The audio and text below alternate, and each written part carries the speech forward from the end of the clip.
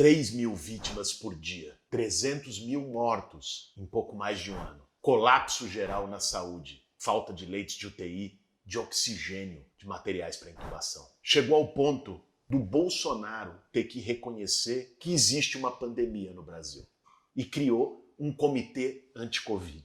Acreditem, o Brasil não tinha até agora um comitê anti-Covid. Mas o que pode ser feito para reduzir todo esse sofrimento e essa quantidade absurda de mortes? O que a experiência dos outros países na pandemia ensina pra gente? O lockdown é uma solução? Esse é o tema de hoje no nosso Café com Bolos. Mas antes de continuar, quero pedir para você curtir esse vídeo, curtir o nosso canal, porque o nosso conteúdo chega para mais gente que não costuma seguir a gente nas redes e que está sendo bombardeada todos os dias pelo gabinete do ódio com cloroquina e negacionismo. E aí, tem tempo para um cafezinho?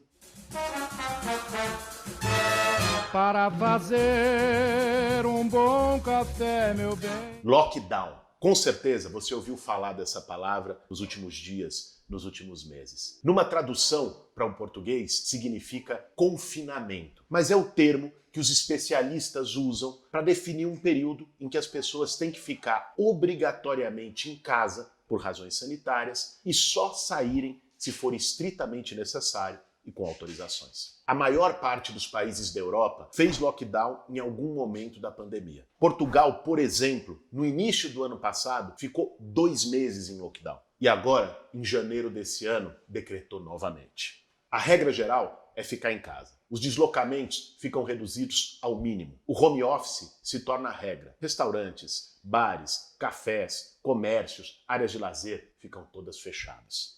Quem descumpre as regras recebe multa. O lockdown em Portugal começou no dia 15 de janeiro. Dá uma olhada na curva dos casos. Num primeiro momento, a curva segue o ritmo, porque as pessoas que manifestam sintoma e testam foram contaminadas uma semana antes.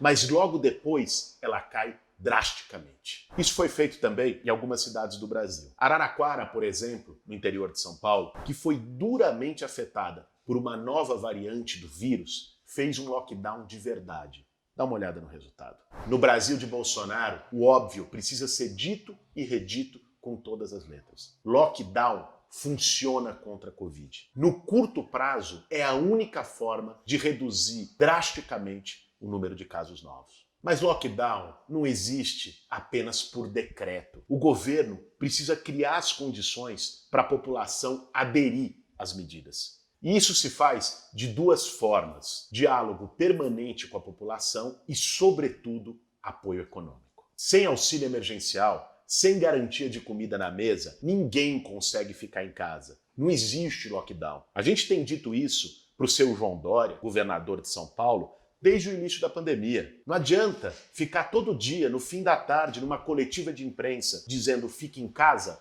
e não pagar R$1 de apoio para a população, de fato, poder ficar em casa.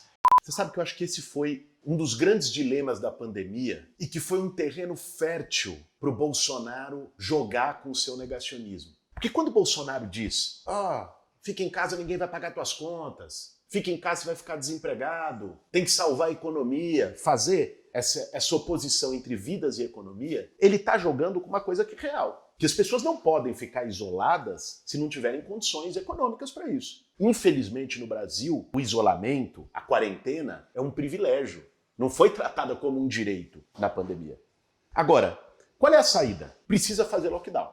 Hoje, nós estamos com 3.000 mortes por dia. Não tem outro caminho. Olha para fora, olha a experiência dos outros países, precisa fazer. Reconhecer isso não basta. Quem tem a chave do cofre, quem tem caneta na mão, tem que criar as condições para que as pessoas fiquem em casa. Então, o Dória é governador do estado mais rico do Brasil. Mas o que ele fez com o orçamento de São Paulo para permitir que não tenha aglomeração todo dia na estação do trem, na estação do metrô, nos ônibus? Nada. Esse caixa de São Paulo foi usado para garantir um complemento do auxílio emergencial, porque aqui o custo de vida é maior? Foi usado para garantir capital de giro e crédito subsidiado para os pequenos comerciantes, que estão agora jogados à própria sorte? Nem isenção de tributo para esses pequenos comerciantes, para os microempresários foi dado. Então, sabe, é hipocrisia. É também jogo político.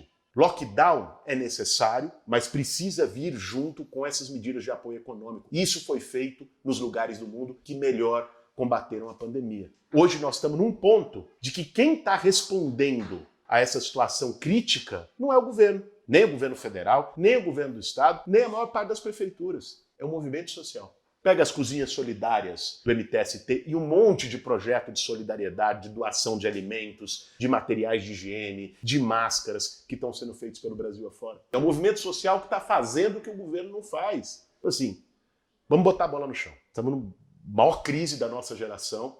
O isolamento, o lockdown é a única saída imediata, mas sem apoio econômico ele é uma ficção. O apoio econômico é decisivo para um lockdown. Mas, além disso, as pessoas precisam estar conscientes da necessidade de ficar em casa, da importância que isso tem para elas e para a vida, para a saúde das pessoas próximas. Longe de esclarecer, o presidente da República semeou mentiras sobre a pandemia. Cloroquina, vacina chinesa, máscara faz mal, tudo alimentado pelo gabinete do ódio e sustentando uma verdadeira política da morte. É importante deixar claro, o isolamento e o lockdown são medidas necessárias de contenção, mas a saída de verdade para a pandemia é vacinação imediata e em massa. Que o Brasil tenha rejeitado oferta de vacinas no ano passado e que o próprio Bolsonaro tenha dito mais de uma vez que não iria comprar vacinas ajuda a entender como é que a gente chegou até aqui. O pior país da pandemia em 2021. Eu não sei se vocês viram o discurso do Bolsonaro em cadeia nacional na semana passada. Em primeiro lugar, é estarrecedor o cinismo. Mesmo vindo do Bolsonaro, mesmo vindo dele, de quem não se espera nada, você vê um discurso daquele na televisão fazendo as pessoas de trouxa. Que é isso? O cara passa um ano, gripezinha, e daí? Num socoveiro. Não teve coragem de se solidarizar com uma família que perdeu gente. E ele faz um discurso que você não roubou, zero de emoção, né? Falsidade, assim, a leitura humana tá na cara, né? Dizendo, não, eu sempre me preocupei com a vacina, nós estamos comprando não sei quantas milhões de doses, me solidarizo. Quando chegou a 300 mil mortes, ele usou a palavra solidariedade. E esse cinismo é produto do desespero. O Brasil é o pior país do mundo para lidar com a pandemia. Em todos os países desce a curva, aqui a curva explode, está descontrolada.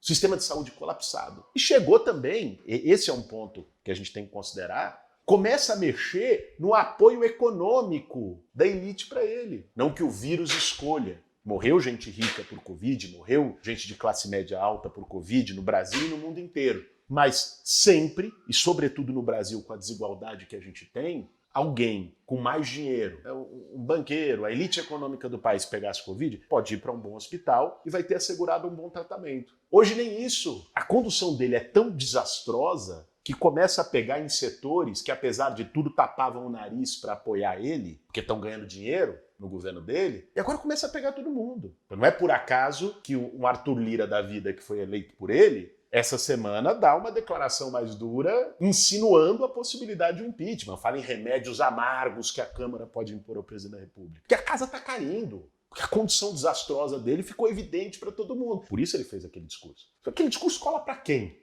Discurso cínico. Essa tentativa dele de guinar é tarde. Olha, o país está derretendo, o país está destruído, o país está sem rumo, está sem comando. Então, agora, o Brasil está colhendo amargamente os frutos do que o Bolsonaro plantou nesse último ano, desde o início da pandemia. Agora é o momento de reforçar mais do que nunca a saída dele. Não tem outra saída. Não tem solução para a pandemia no Brasil com Bolsonaro no governo. Esse é o ponto. E cada vez mais pessoas no Brasil percebem isso. O buraco que o Bolsonaro cavou é tão fundo que mesmo se hoje a gente tivesse 3 milhões de doses por dia de vacinação por Covid, a imunização total só aconteceria em junho, daqui a 3 meses. Quantas vidas o nosso país ainda vai perder por causa desse atraso criminoso? O nosso país tem vacinado diariamente menos de 500 mil pessoas. A tragédia não é inevitável e é uma questão de responsabilidade política. Pega o exemplo do Chile, um país mais pobre do que o Brasil e que já tem 43% da sua população vacinada. E mesmo assim está fazendo lockdown para poder conter a expansão de novos casos e evitar o colapso do sistema de saúde. A receita é clara e não tem segredo. Antecipar o máximo possível a vacinação. pagar imediatamente o auxílio emergencial, garantir o isolamento rigoroso para evitar novos casos e ampliar as medidas de proteção, fornecendo gratuitamente máscaras de boa qualidade, N95, para trabalhadores que precisam pegar transporte público todos os dias. E é claro, parar de falar em tratamento precoce, em cloroquina, em opor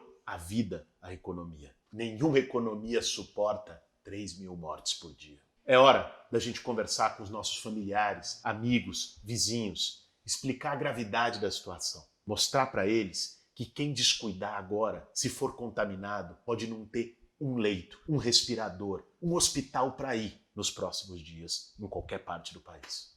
A gente está num dos momentos mais graves da história desse país. A gente precisa de um plano real de combate à pandemia e de ajuda para quem está passando fome. A gente precisa de um Brasil sem Bolsonaro e com governo. Esse foi mais um Café com Bolos. Para fazer um bom café, meu bem.